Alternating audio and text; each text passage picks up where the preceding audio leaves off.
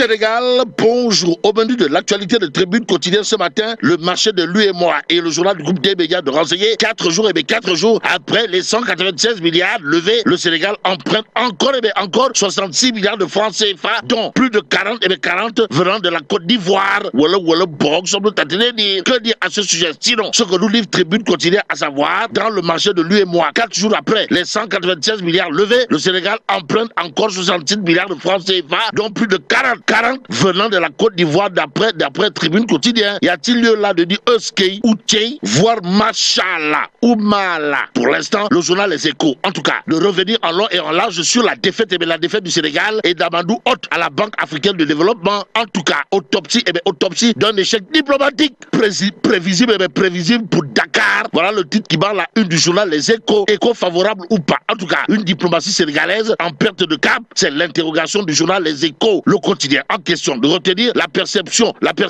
de surreprésentation sénégalaise, l'héritage de Macky Sall, un boulet pour Hott. Aussi, les tensions avec la France, un facteur aggravant. Voilà, entre autres points relevés par la rédaction du journal Les Échos à propos de la défaite du Sénégal et d'Amadou Hott à la Banque africaine de développement. Et sur ce point bien précis, il y a le docteur Papa Abdoulaye Sekundanan, Sunyundanan, Kulundanan, quintuple académicien des sciences dans le monde de son état, qui dans une lecture magistrale, pour ne pas dire monumentale, et même cardinale, bref cathédrale, pour ne pas dire transcendantale, revient en long et en large sur l'élection à la Banque africaine de développement. En tout cas, pour le docteur Papa Abdoulaye Sekundanan, Sunyundanan, Kulundanan international, universel et mondial, il est désormais question de se départir de toute contingence pour faire place à l'introspection. En tout cas, ça Papa Abdoulaye Sekundanan, Sunyundanan, Kulundanan, à propos de l'élection à la BAD, de considérer à plus d'un titre qu'il est désormais question de faire place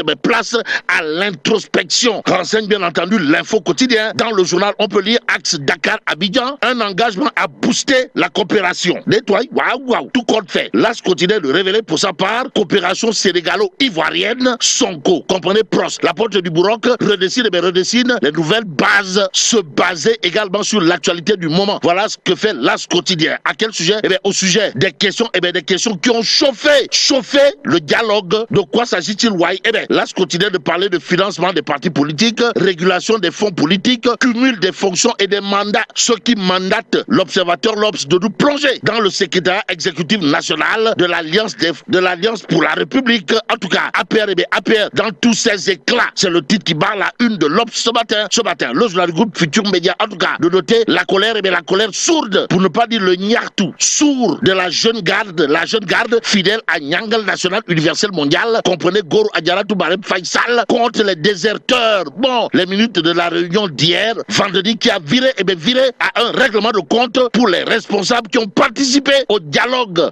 Waouh. Bon, le cas Abdoulaye Sedousso, Abdoulaye Sedousso qui a cristallisé le plus de colère d'après l'observateur Lobs à la question de savoir si Abdoulaye Sedousso est désormais considéré par l'Alliance pour la République, comprenez l'APR de Macky Sall, comme Judas.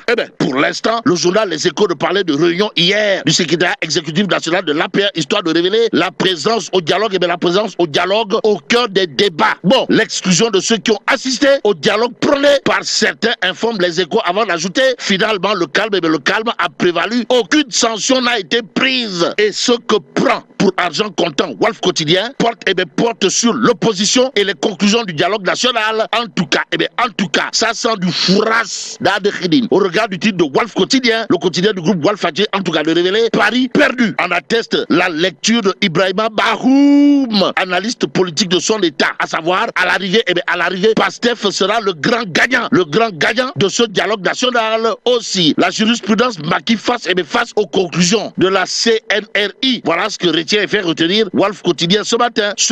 Il y a source A qui évoque des postures contradictoires au nom de qui ou de quoi qu'il en soit. Source A de nous informer le ministre de l'Urbanisme et celui de l'Intérieur sur l'effondrement de l'immeuble R+3 de Touba ayant fait 11 morts et 7 blessés ont des postures contradictoires d'après source A. S'agit-il là d'un Khouloyamba qui ne dirait pas son nom? C'est probablement au nom du droit à l'information du moment qu'il va falloir prendre Tribune quotidienne pour terminer. Le journal en tout tout cas de révéler que Ndekete yo, le mouton de Tabaski hante le sommeil des gorgorlous, l'Ukheweti. Eh bien, l'extrême pauvreté des ménages complique la tâche aux pères de famille aussi. La fête, une occasion pour les Sénégalais de se retrouver en famille, rappelle tout simplement et tout bonnement Tribune Quotidien. Cependant, le journal du groupe des médias de nous apprendre que Dekbi Dohul Khalis Amoul, en attendant de savoir, mais Anna Khalis Bi, mais là tu dong de Tchei Allah.